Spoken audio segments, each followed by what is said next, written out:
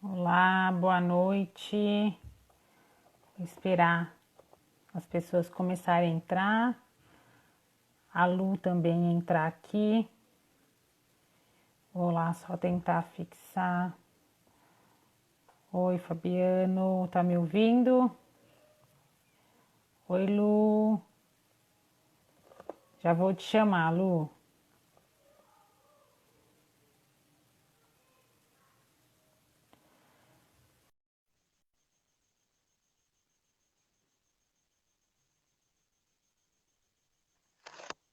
Guardando a Lu.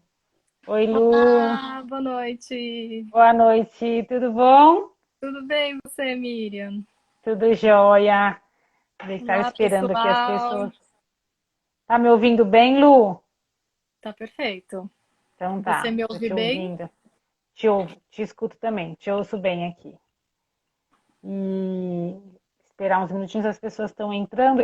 Tô só tentando colocar, eu nunca consigo o nome da. Vou tentar hoje de novo. Peraí, última vez. Tentar O o nome quê? da. Colocar o nome da live e fixar. Eu definitivamente sou uma negação, Lu. Peraí. Bom, eu nunca fiz live, então eu não posso te ajudar Então, nisso. pronto. Peraí. Não, eu realmente não consigo. Vamos lá. Se alguém souber, depois nos conte. Ô Lu, vou começar, enfim, para quem não me conhece, e vou me apresentar também, depois vou apresentar a Lu. Eu vou só tirar, acho que os. Queria tirar os comentários que estão aqui. Tudo bem. Se alguém souber tirar os comentários, É, pronto. Não, não tem problema, Lu. consegue Bora ver lá. se as pessoas fizerem Consigo. pergunta? Isso, é assim eu consigo ver se as pessoas estão fazendo pergunta. É É bom, melhor ver. é. É que tampa o seu rostinho, mas vamos lá. Bom, eu sou Miriam, terapeuta ocupacional, para quem não me conhece, né? Quem está chegando aqui para assistir a live hoje, ou quem chegou hoje na página também, que algumas pessoas são novas. E eu sou terapeuta ocupacional infantil, né? Trabalho com neuroreabilitação e com integração sensorial. E é daí até que eu conheço a Lu, né, Lu? Então, atendo alguns pacientes junto com a Lu, né? Tanto pacientes com diagnósticos de síndromes, né, pacientes com lesões neurológicas, até pacientes com queixa principal, né, Lu, de apraxia de fala, mas que tem algumas questões de integração sensorial, de uma dispraxia também associada. A gente vai falar disso depois, em outro momento, né? E aí a gente quis aproveitar, eu convidei a Lu hoje para falar especificamente de apraxia de fala na infância, porque hoje é o dia da, de conscientização da apraxia de fala na infância, né? Então a gente achou que era um tema bem importante e eu acho que um tema ainda pouco conhecido, né, Lu? A gente ainda vê muita confusão, a Lu vai explicar um pouco melhor de diagnóstico. Essas crianças às vezes passam tempo em terapia sem esse diagnóstico e com pouca evolução, né? Porque é um trabalho bem específico e bem diferente, né, de outros trabalhos fonoaudiológicos. Enfim, acho que tem muita coisa para a gente conversar. A Luciana, eu vou até pegar. A Lu, então eu conheci ela atendendo, né, pacientes em comuns e eu sou muito fã da Lu, do trabalho dela e tanto tecnicamente, né, Lu, quanto afetivamente, assim. A Lu é Ah, muito querida pelos pais também, enfim, indico ela. E a Lu também está na Clarear, né, que é uma equipe de fono também muito bacana. Então, a Luciana, ela é fonoaudióloga formada pela Universidade Federal de São Paulo. Me corrige, tá, Lu, se eu estiver falando não, errado. mesmo, tá ótimo. Especialista em disfagia e distúrbio alimentar pela USP e especialista em fala em linguagem infantil pela Unifesp. E Isso. é isso, e atende os pequenos muito em consultório. Lu, eu vou. Se você quiser se apresentar depois melhor, mas eu vou começar então fazendo a primeira pergunta para você. E Tá aí bom. você, que se quiser emenda, acaba de se apresentar, contar um pouquinho de você e já responder, tá bom? Tá ótimo. Queria começar com a pergunta básica, né? O que que é apraxia de fala? O que que Uhum. significa isso? Assim, o que que diferencia, né, esse diagnóstico? Para a gente entender um pouquinho. Primeiro eu queria agradecer, Miriam, o convite. Eu e as outras meninas da Clarear somos muito fãs do seu trabalho. A gente gosta muito, assim, tecnicamente, da sua competência técnica e da forma como você se comunica, né? Com os pacientes, com as famílias, sempre muito afetiva. Obrigada pelo convite. É Obrigada, sempre Lu. bom essa parceria, assim, com você. Então vamos lá, apraxia de fala, um tema que está muito em voga, né? Todo mundo falando bastante, como se fosse algo muito novo, mas não é, né? A gente já tem estudos de 30 anos atrás, assim. Mas eu acho que foi com a evolução, assim, da ciência fonoaudiologia mesmo, né? Que foi as pessoas foram conhecendo o que é fonoaudiologia, né? Que a minha criança tem um atraso de fala, um distúrbio de fala, mas tá bom, que tipo de atraso de fala que ela tem, aonde que está a dificuldade dela. Então, acho que as pessoas foram ficando mais conscientes, né? E a fonoaudiologia no Brasil foi ficando mais forte, assim, né? Mais robusta do ponto de vista de ciência mesmo. E aí esse assunto começou a surgir, assim, né? Então, a apraxia de fala, a definição da a ASHA é a Associação de Fonos lá dos Estados Unidos, né? A definição deles, se eu não me engano, é de 2007. Não é recente, né? Já tem mais de 10 anos, assim. E eles definem a apraxia de fala como um distúrbio neurológico, né? Então, é um distúrbio neurológico que afeta o planejamento e a programação da sequência dos movimentos para a fala, né? Então, é diferente de outros tipos de distúrbios de fala, é diferente, né? Nem todos os distúrbios de fala acontecem por uma desordem neurológica e no planejamento motor, né? Existem muitos motivos para uma criança não falar. Então, a apraxia, ela tem a ver com o planejamento motor, é uma habilidade neurológica, né? E a apraxia, ela pode vir assim sozinha, a apraxia de fala pode vir sozinha ou pode vir acompanhada. Normalmente, ela vem acompanhada, né? Eu, nos meus 12 anos de atendimento, assim, nunca atendi uma criança que tivesse uma apraxia de fala pura. O que normalmente acontece é que as crianças têm outros sintomas de uma dispraxia mais global, né? Que não são tão gritantes e aí acabam ficando mais desapercebidos, né? Então, são aquelas crianças que têm alguma alteração comportamental, uma rigidez de comportamento, querem fazer sempre tudo do mesmo jeito, a brincadeira muito rígida, né? Sempre brincam do mesmo jeito, ou aquela criança agitada, desatenta, que não está indo bem na escola. Então, a gente começa a conversar com as famílias, assim, né? Vai levantando os dados na anamnese, a gente sempre acaba pegando alguma outra coisa que sugere uma alteração mais global, né? Não só de fala. Mas, Crianças mais assim... atrapalhadas, né, Lu, também, né, às vezes. Isso, às Que vezes os as pais famílias... leem como atrapalhadas, né, como estabanadas, né, é muito e fica só desajeitado. por isso. Isso. Né? Então, acaba que muitas vezes essas crianças que têm uma alteração de fala, né, mais leve, chegam primeiramente para a fono e aí a gente vai investigando e acaba percebendo que existe uma outra alteração, né, uma questão mais basal, assim, do desenvolvimento, né. Então, quem faz o diagnóstico de apraxia é o fonoaudiólogo, né. E eu vou logo dizendo que não é um diagnóstico fácil, gente. É muito difícil, né? Porque tem muitas questões a serem consideradas no processamento de linguagem mesmo, né? Então, antes Tá, da gente dizer que uma criança tem uma alteração no planejamento motor, a gente tem que descartar uma série de outras alterações que podem acontecer no processamento de linguagem para que essa criança não fale, né? Ou que ela tenha trocas na fala.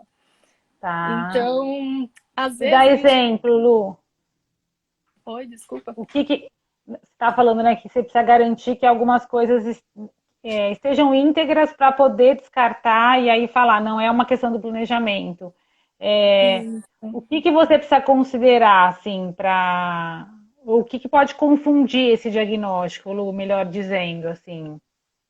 Tá, eu acho que a gente vai ter que falar um pouquinho sobre avaliação fonoaudiológica, Tá, né? tá, Então, depois a gente volta melhor nesse assunto, mas eu acho tá, que a linguagem, a comunicação, ela é feita com uma série de subsistemas de linguagem, né? Então, uma boa avaliação fonoaudiológica vai considerar todos esses subsistemas na sua tá, avaliação, né? tá, Antes de concluir que uma alteração de fala, que muitas vezes é ali a pontinha do iceberg, tem toda uma base de alteração de linguagem por baixo disso, que está ocasionando essa alteração de comunicação, né? Então, tá.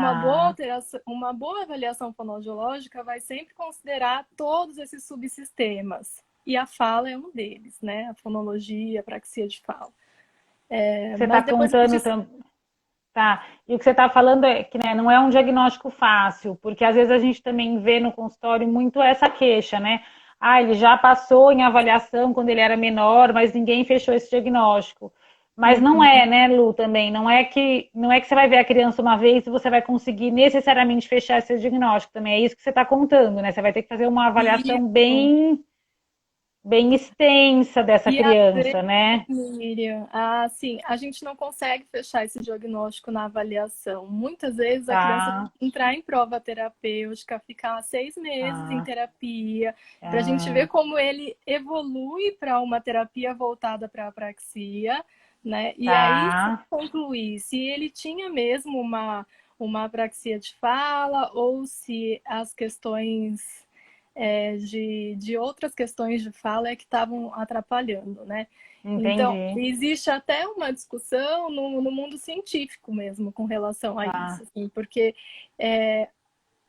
no Congresso de Apraxia de Fala que teve no ano passado, eles até comentaram que algumas crianças que a gente acha que tem apraxia de fala, você coloca em Hum, terapia e a criança deslancha, né? E e que aí, não é será que compatível não seria será que essa compatível. criança tem mesmo uma apraxia de Tá, fala?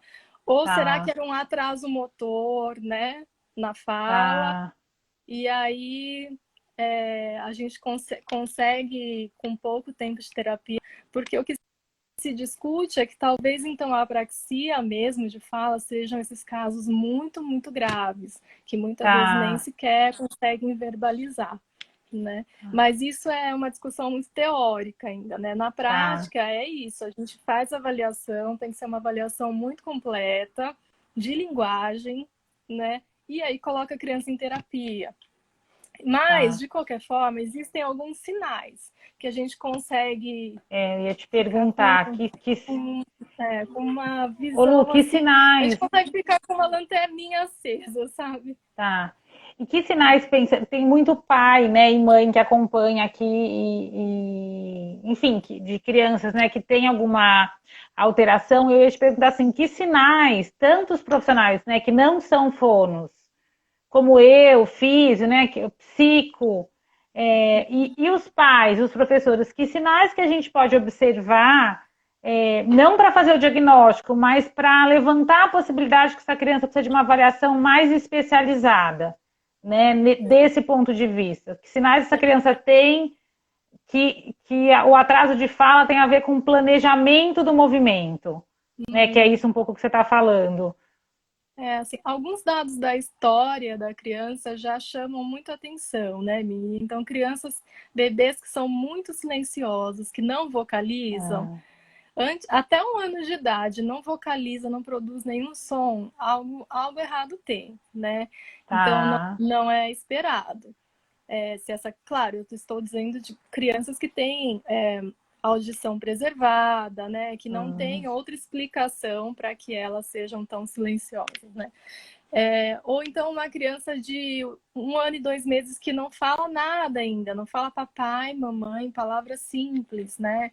Isso também já é muito estranho, né? Porque os fonemas bilabiais, esse pá, bá, eles são muito fáceis de ser produzidos, eles são anteriores, eles são muito visíveis, né? Então, uma criança pequenininha que ainda não consegue produzir papá, mamã, é algo que já chama muita atenção, né? E aí a gente já fica, opa, algo tem, né? Tá. Ou então crianças assim de 2 anos, 2 anos e meio, que ainda não conseguem juntar palavrinhas, né? Não conseguem falar da bola, não Tá. conseguem falar que é água. Então, isso também já é algo que chama muita atenção, né? Já está muito atrasado. Tá. E a partir de 3 anos, as crianças já têm que conseguir construir frases, né? Elas têm que conseguir contar como foi o dia na escolinha, né? Contar uma pequena Tá. historinha muito conhecida. Então, são sinais assim da história da criança que já chamam muita atenção, né? Agora, com relação à fala mesmo, à comunicação, então tá, eu sei que a minha criança tem um atraso de fala. O que eu vou observar nessa fala que é estranho, que não é comum em outras alterações de fala e que são presentes na apraxia, né? Então, uma criança com apraxia leve ou até moderada, que consegue ser verbal, né? Ela fala, ela se comunica pela fala. O que você vai observar na fala dela que vai fazer você chamar a atenção, assim? Então, você vai observar que existe uma variabilidade de erros, assim. Tem hora que a letra M vira T, tem hora que ela vira P, tem hora que ela vira S, né? Isso não é comum nos outros tipos de Tá. alteração de fala, né? Então, essa falta de sistematicidade na troca fonológica não é comum. Ou seja, ela erra, mas não é sempre do mesmo jeito. Isso, isso. Tá. Ou Tá. então, ela erra conforme a posição do fonema na palavra, né? Então, ela consegue falar o M de cama, mas ela não Tá. consegue falar o M de mala. É o mesmo M, né? Mas por que Tá. ela, dependendo da posição da palavra, ela não consegue falar, né? Ou então, erra mais conforme o tamanho da palavra. Então, falar mala é mais fácil do que falar camisa, que são 3 sílabas, né? Tá. Isso também é algo que chama atenção, assim, né? Isso estou falando de crianças que têm a troca fonológica, né? Assim, tem a Sim. troca Sim. do fonema. Agora, tem apraxias de fala que elas não interferem na produção do fonema. Elas vão interferir, por exemplo, na construção frasal. Então, a minha criança fala super bem palavras isoladas. Tá. Se ela vai falar frase, mistura tudo, vira um bololô. Ou Tá. ela erra a posição na construção sintática mesmo da fala, né? Ela não consegue Tá. construir uma frase com uma ordem correta. Então, essa coisa do Tá. sequenciamento da fala, ela pode ser não só no nível do fonema, ela pode ser no nível da frase também. E também do discurso, Tá. né? Então, tem crianças que não conseguem contar uma história.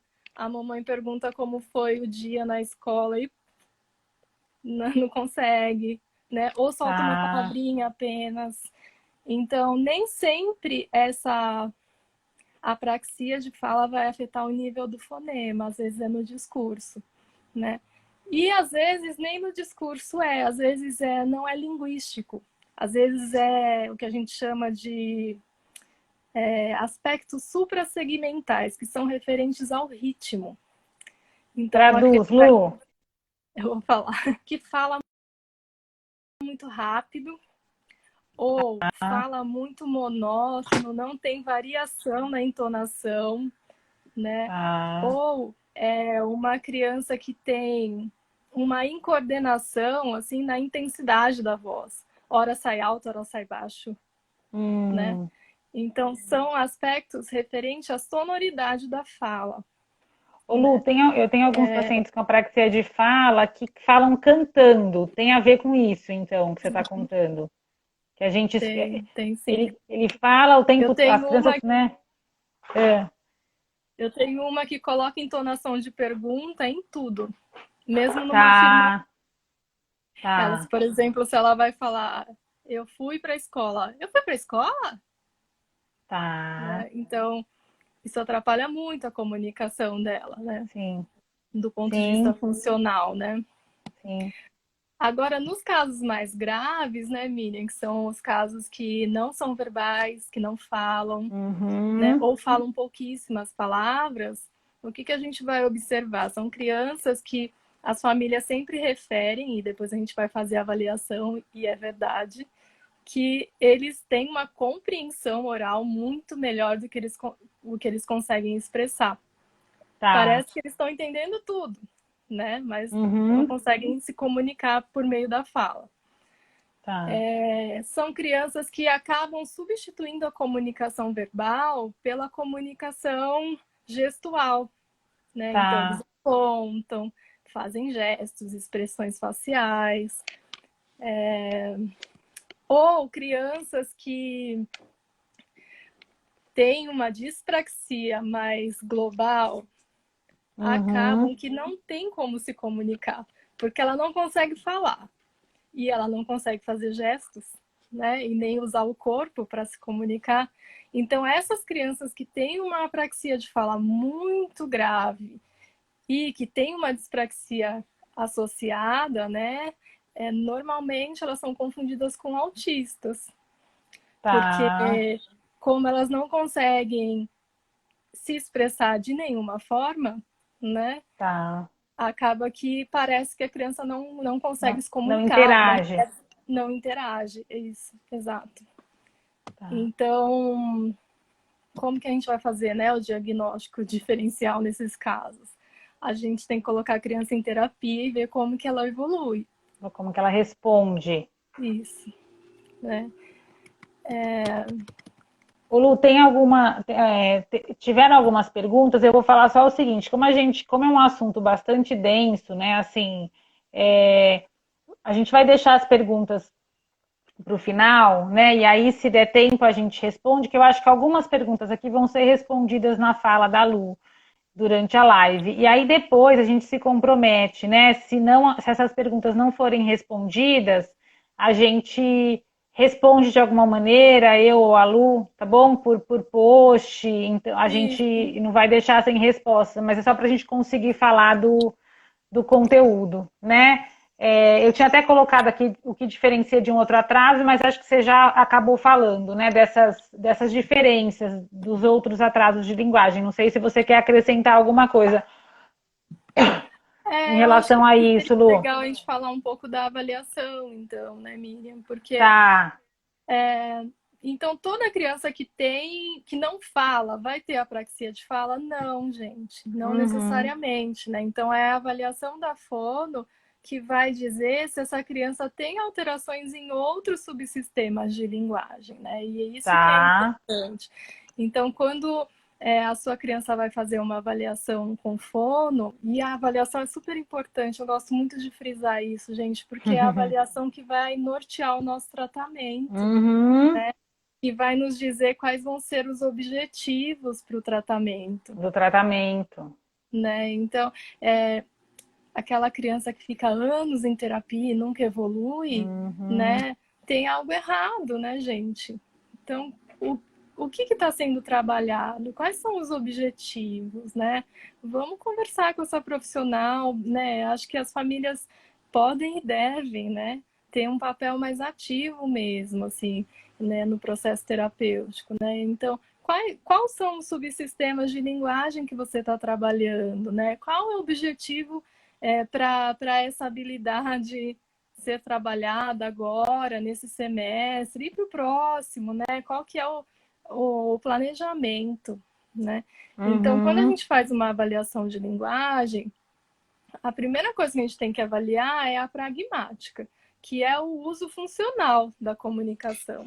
Então, a minha criança, ela tem intenção de se comunicar? Tá bom, ela não fala, mas ela busca o interlocutor, né? Ela tem outras Tá. formas de se comunicar. E se eu der instrumentos para ela se comunicar de outras formas, ela consegue fazer pedidos, ela consegue fazer comentários, né?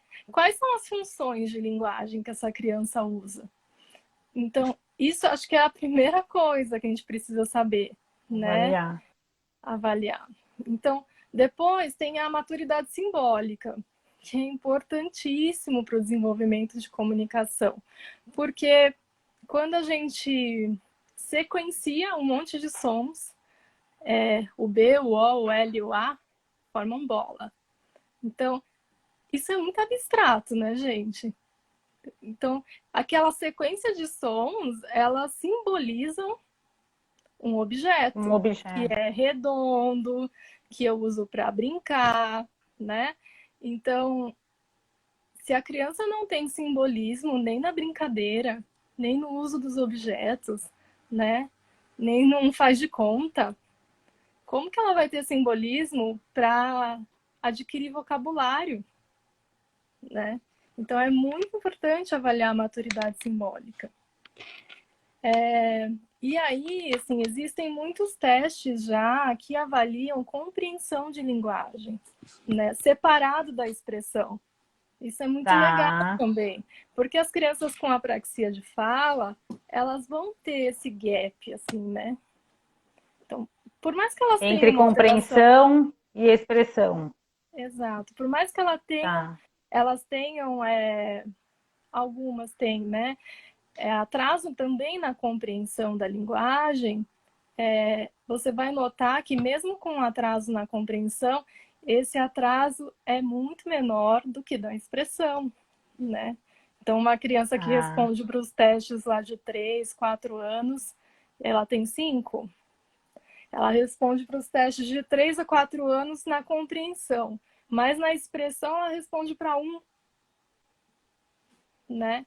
Então, é legal Na fazer esses expressão. testes, é, é legal fazer esses testes que diferenciem, sabe, a linguagem receptiva, né, na compreensão da linguagem expressiva, né? Tá. E aí, assim, ok, avaliei base de linguagem, né? Então, ok, descobri que meu paciente tem uma alteração mesmo de Lu, fala. você tá dando umas pausas aqui. Não sei se é só eu ou se alguém mais pode me dizer se tá tudo normal para todo mundo. Às vezes é só aqui. Eu, às vezes, te vejo pausando também. Será que sou eu aqui? Não, é o som também. Tá tudo certo, gente? Alguém pode responder? Tudo? Obrigada, Soraya. Tá bom, então é aqui só, Lu. Tá bom, Desculpa interromper. imagina.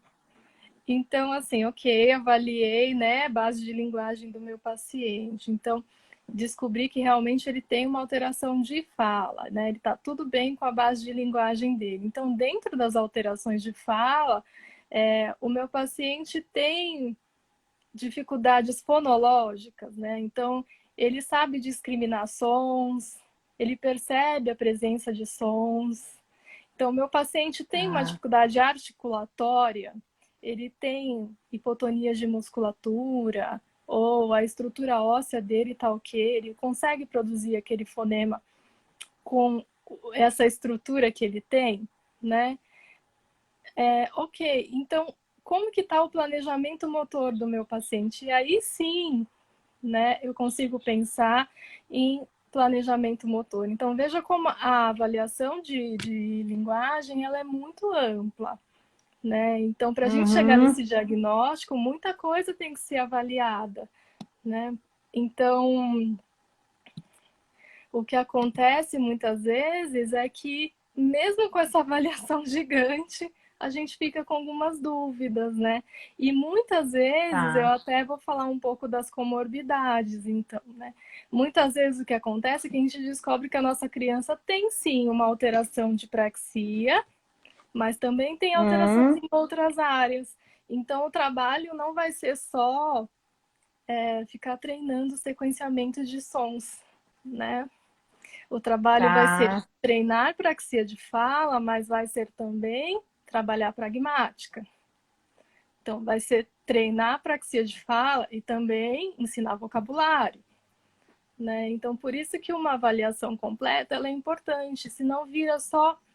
Eu percebo duas coisas, Miriam, assim, ou hum, vira uma estimulação, vamos estimular tudo, né? tá, Tem muito foco, ou vira aquela coisa assim, fica só treinando praxia de fala, treinando movimentos de fala, sem função, uhum, né? Então a criança tá, aprende a articular a bola, mas aí chega na hora de brincar de bola, ela não sabe usar, né? Porque não foi trabalhado tá. pragmática, Lu, não mas foi eu acho ensinado. que E eu acho que isso também acontece, claro que de uma forma diferente, né? Esse risco a gente também tem, né, na criança com dispraxia. É, faz muito sentido, né? De ficar no planejamento só do movimento e isso não ir para a função, né? Eu acho que Uhum. faz muito sentido o que você está falando, da gente ter esse É. cuidado, né? De avaliar o uso mesmo funcional. E Ô eu Lu, acho que deixa é eu... importante que Pode os pais falar, fala.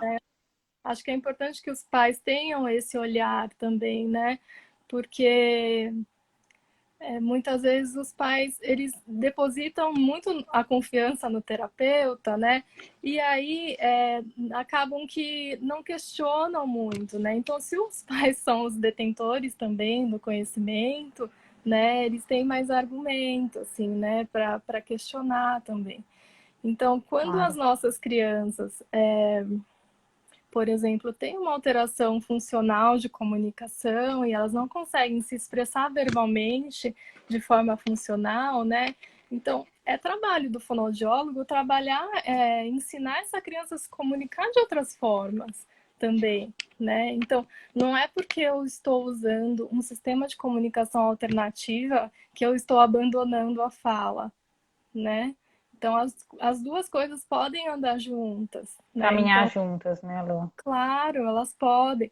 Então, quando uma criança tem uma dificuldade de expressão muito grande, é importantíssimo que o fonoaudiólogo pense em estratégias para que ela possa ser funcional acima de tudo, né? Então, e se o fonoaudiólogo não Sim, for sim. especialista, não souber aplicar, tudo bem, né? A gente tem casos lá no consultório que passam com a gente para aprender um sistema de comunicação alternativa e tem uma outra fono que trabalha praxia de fala, né? As duas coisas acontecem ao mesmo Tá. tempo, né?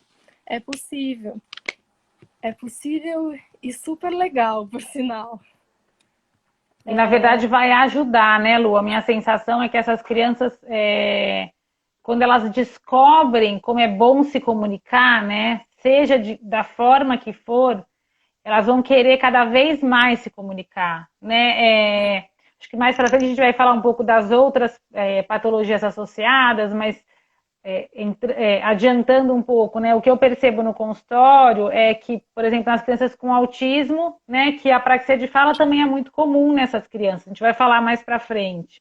Uhum. E quando elas descobrem, né, então a gente tem essa coisa, a criança com autismo não interage ou interage pouco.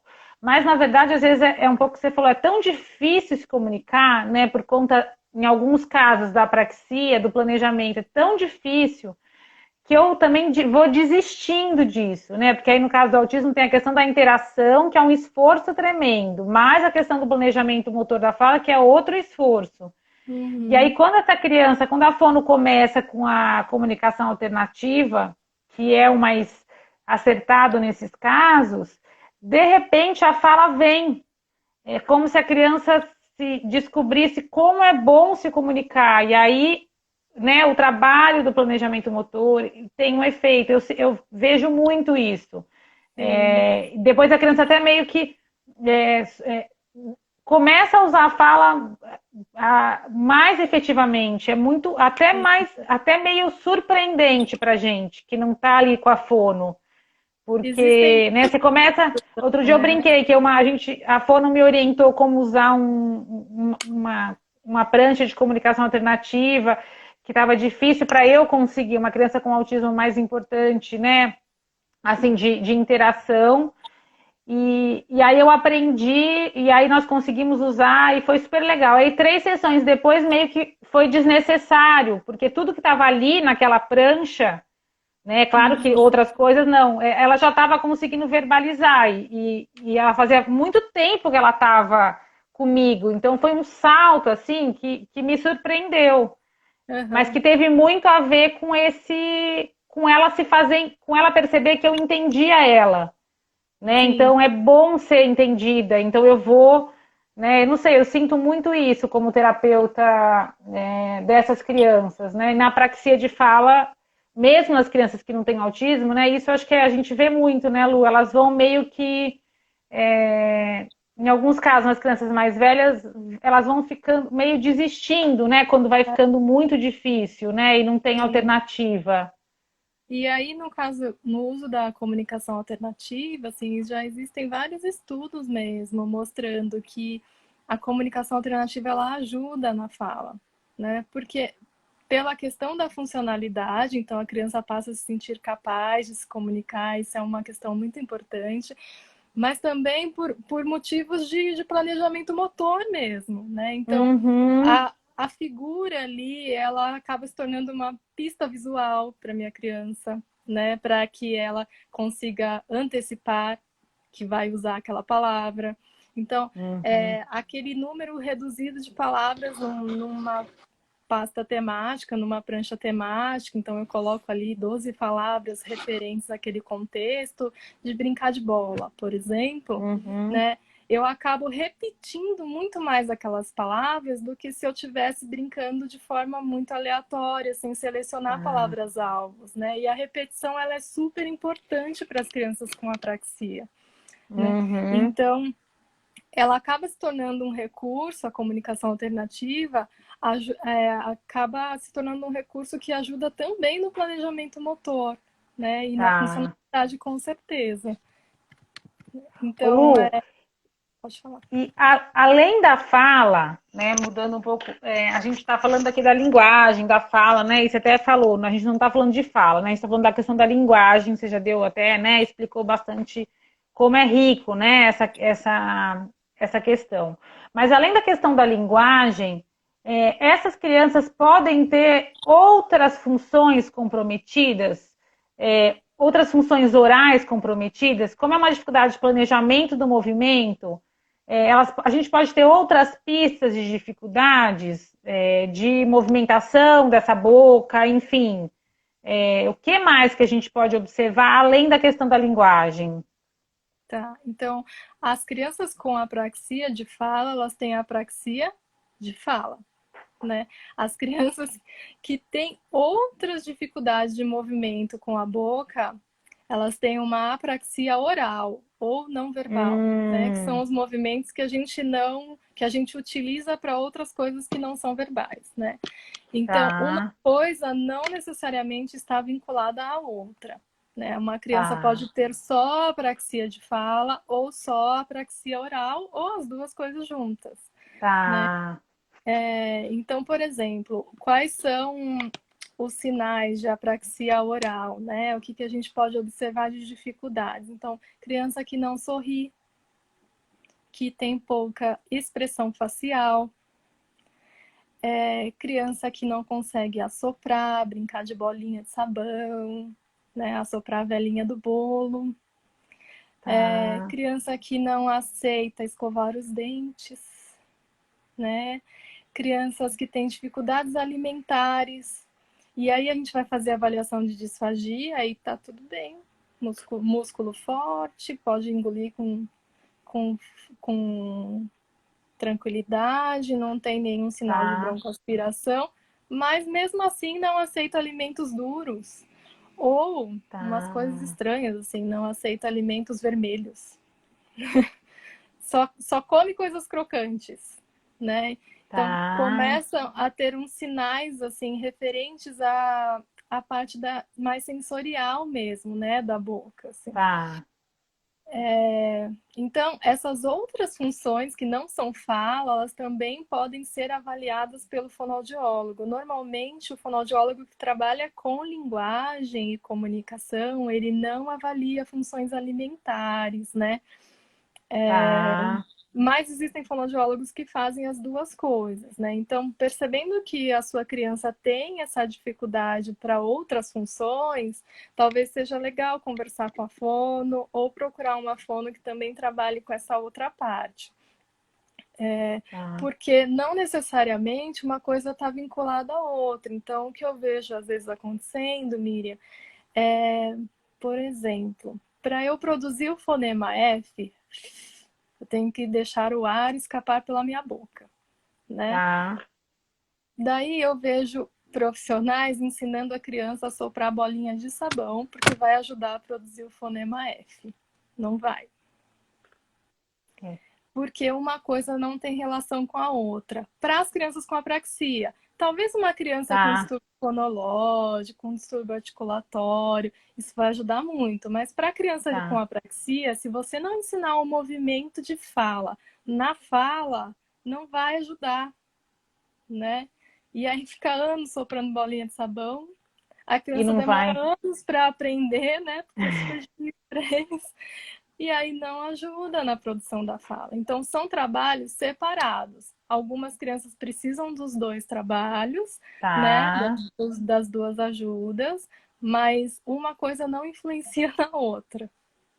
Você precisa Sabe? treinar o planejamento do que você tá, do que é necessário, né, Lu? Isso, Isso é exatamente. muito A parecido mesmo com a função, né? dispraxia. Né, a variação não ajuda necessariamente, né? Você precisa repetir, repetir, repetir Isso. aquele movimento, na verdade, né? E o que Que ela vai acontece usar. muitas vezes, né, que as crianças com apraxia de fala, elas têm dificuldade de generalização, né? Então, Hum, muitas vezes, elas aprendem um movimento para determinada palavra ou para determinada posição do fonema na sílaba, mas ele não tá, generaliza para outras palavras ou outras posições. Então, realmente tá. tem que ser um trabalho muito específico, né? Voltado muito para a apraxia, que são sinais e que a gente não observa em outras alterações de fala, né? Tá, em outros transtornos. É, Ô, Lu, e você já me falou um pouquinho, essa criança, ela pode ter também uma dificuldade de compreensão, ou isso não é comum? Isso vai indicar uma outra coisa? tá. Então, a compreensão de fala, normalmente, ela é muito melhor do que a expressão nas crianças com Tá, apraxia. Porque a apraxia de fala é uma alteração de expressão de linguagem, né? Só que tá, aí o que acontece? Né? O processo de linguagem, ele precisa de retroalimentação. Então, eu ouço, compreendo, entendo e expresso, né? Se tá. a gente não tem essa retroalimentação, isso vai gerando, ao longo dos anos, vai gerando um atraso de linguagem na minha criança. Então, Hum, crianças que não se expressam adequadamente, não só por apraxia, por qualquer outro motivo, elas vão tá. ficando também com atraso de linguagem de compreensão, né? E Como aí, assim, consequência. como consequência. E isso Ah, vai que interessante. ocasionando atrasos de outras coisas também, né? No comportamento Tá. cognitivo. Então a gente costuma olhar as coisas assim em gavetinhas, mas a nossa criança tá, o desenvolvimento está Hum, acontecendo ali tudo ao mesmo tempo, né? Então, se uma sim, parte do desenvolvimento não está indo bem, ela vai, ao longo dos anos, ela vai influenciando na compreensão de linguagem, sim. Né? Isso eu estou tá. falando, assim, crianças que têm um distúrbio de expressão e não tem nada basal que justifique um distúrbio de compreensão, né? Agora, Tá. o que muitas vezes eu vejo, assim, na minha realidade clínica, né, Miriam, é que as nossas crianças, elas não chegam só com distúrbio de expressão. Na Tá. maioria das vezes, eles têm uma dispraxia global, né? E aí Uhum. é claro que a dispraxia global vai alterar a experiência da minha criança no mundo, né? A forma como ela Sim. experiencia as coisas. E aí ela vai ter também uma alteração de compreensão de linguagem, né? Então, tudo vai acontecendo meio que assim ao Ao mesmo mesmo tempo, né? tempo. Então, mas de forma geral, as crianças que têm apraxia de fala têm uma compreensão melhor que a expressão, Tá, tá, é tá? uma característica. É Ô uma Lu, característica. e que outras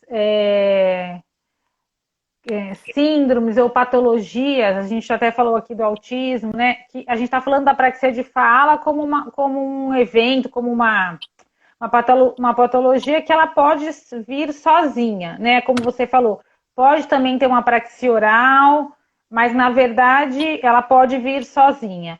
Mas o que a gente também vê em consultório, e talvez mais recentemente, a gente tem entendido um pouco mais, que eu acho que é como você começou sua fala lá atrás, né? Que não é que é recente, mas que hoje a gente entende, né, o que acontece, e eu sinto um pouco isso, né? Que nessas patologias que tem muita coisa associada, a gente não entendia muito por que, que essa criança tem tanta dificuldade de expressão.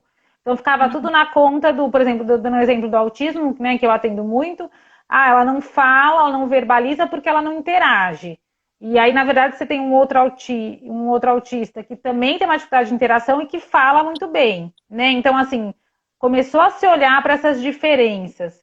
Uhum. E que outras patologias ou síndromes que você percebe que a apraxia é mais comum, ou que pelo menos a gente tem que estar mais atenta? É nesse Uhum. sentido, assim, como profissional ou como mãe.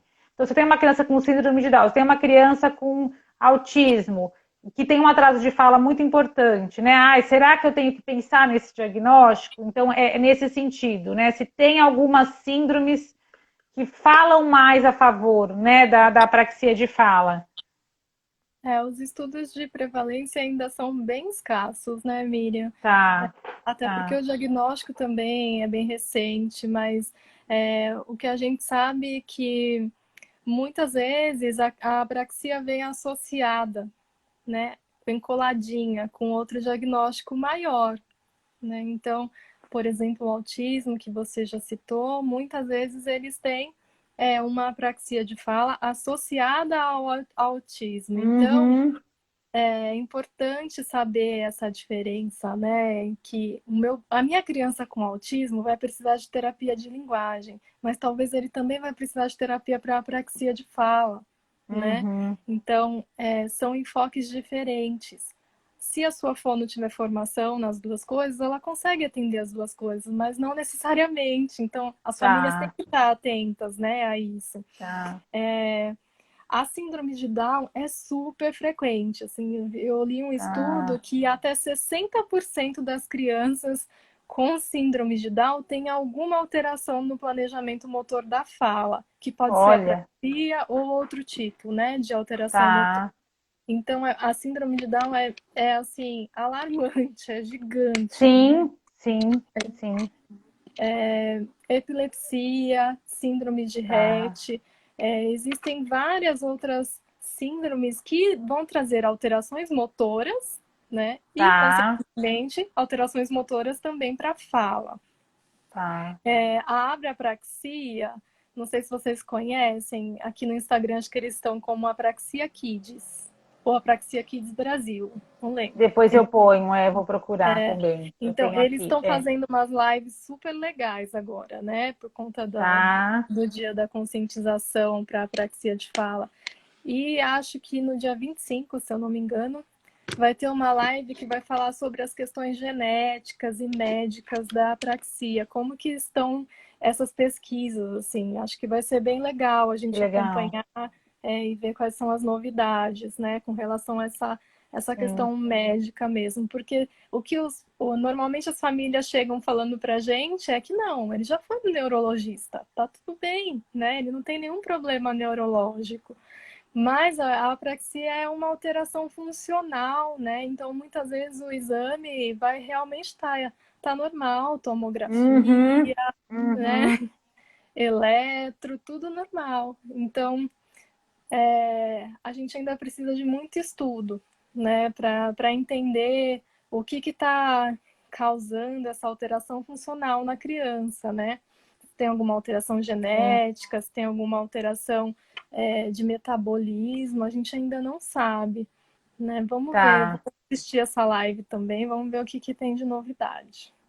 legal, Lu.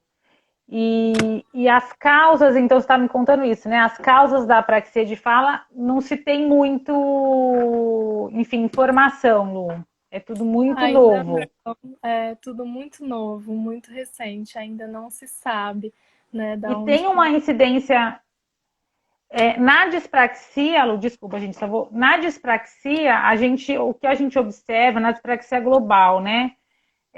A gente observa um padrão, assim como no transtorno de processamento sensorial, um padrão genético, assim, é muito comum a gente ver o pai ou a mãe com uma história muito parecida. Ah, eu era muito atrapalhado, eu nunca consegui fazer esporte, enfim, algumas histórias, e claro que nessa criança vem de uma forma mais exacerbada, mas a gente tem um padrão, assim, né? Então tem alguns estudos também que mostram esse padrão genético.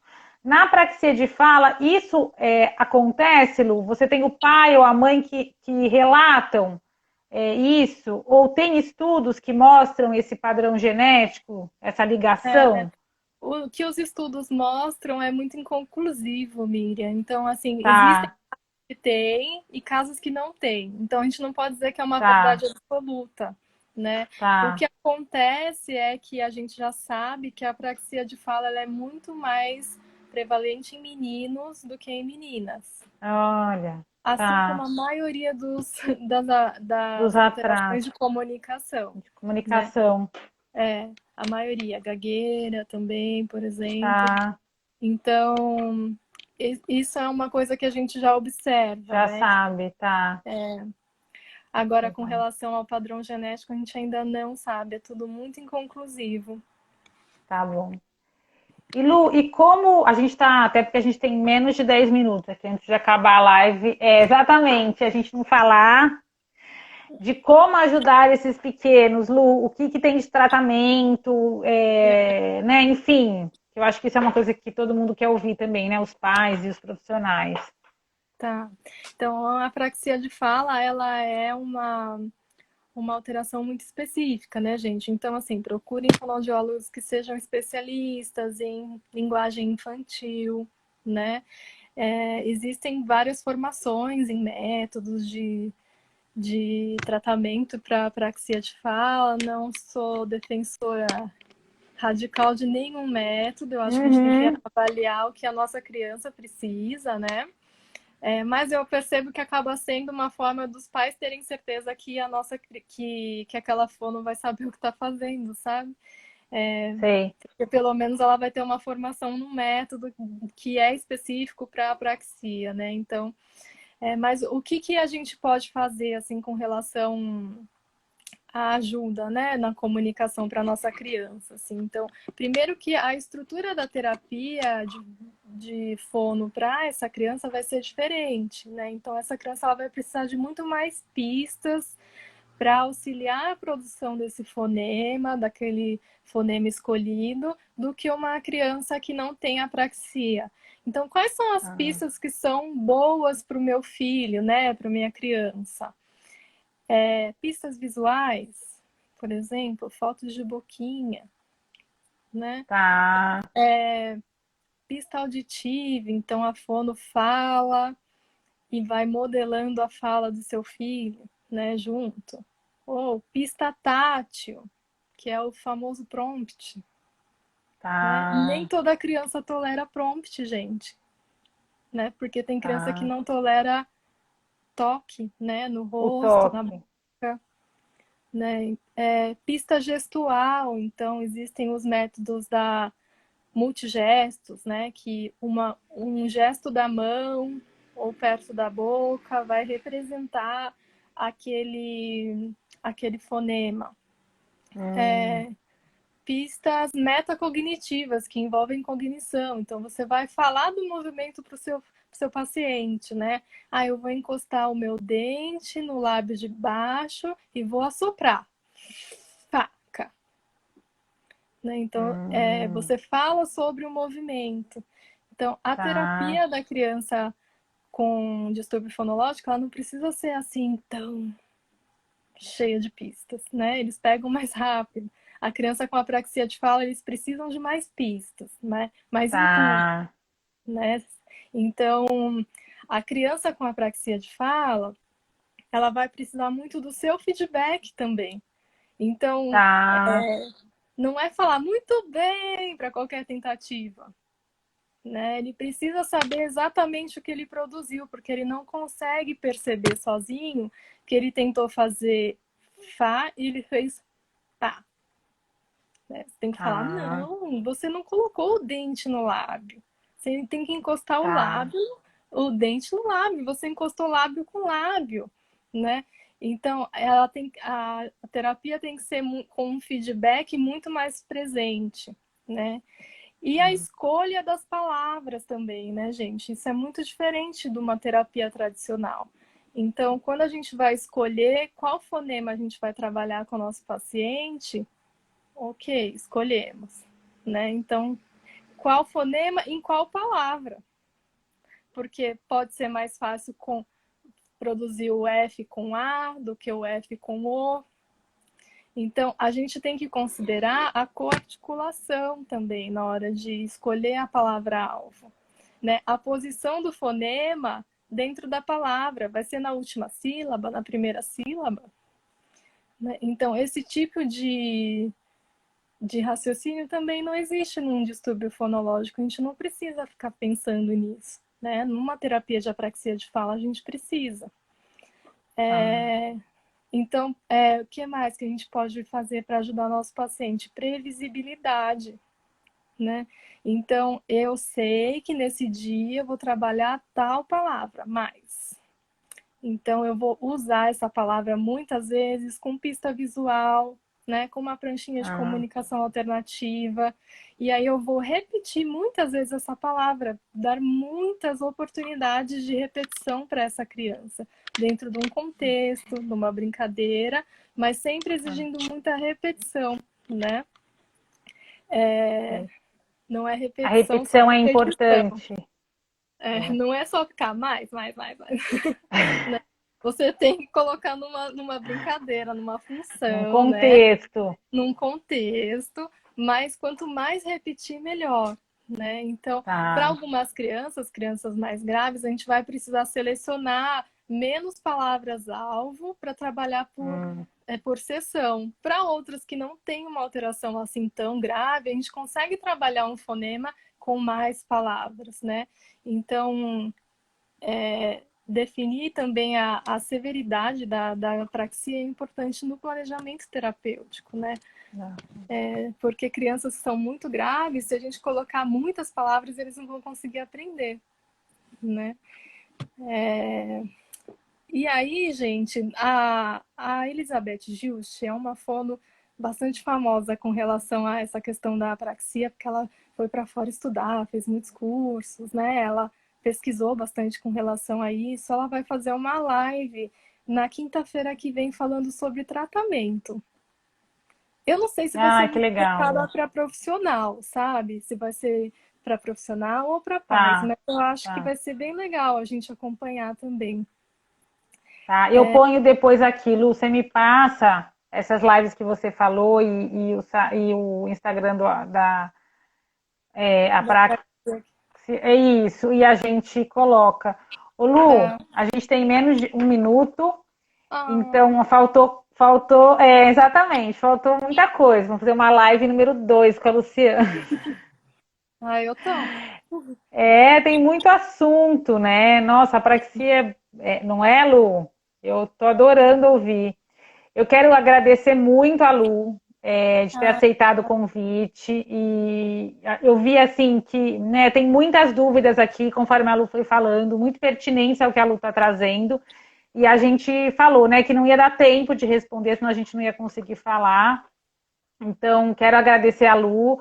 A gente vai se organizar para responder de alguma maneira essas dúvidas, nem que seja numa live mais rápida ou, enfim, de alguma maneira por post. E quero agradecer todo mundo que está aqui também, tá bom? obrigada, Miriam. Obrigada, pessoal. Adorei. Foi um prazer estar aqui com vocês. E a gente se vê numa próxima, então, para responder essas Tá? perguntas. Isso, eu vou salvar essa live aqui 24 horas, tá bom? Para todo mundo, quem não viu, poder assistir. Beijo, Lu! Beijo! Obrigada! Obrigada!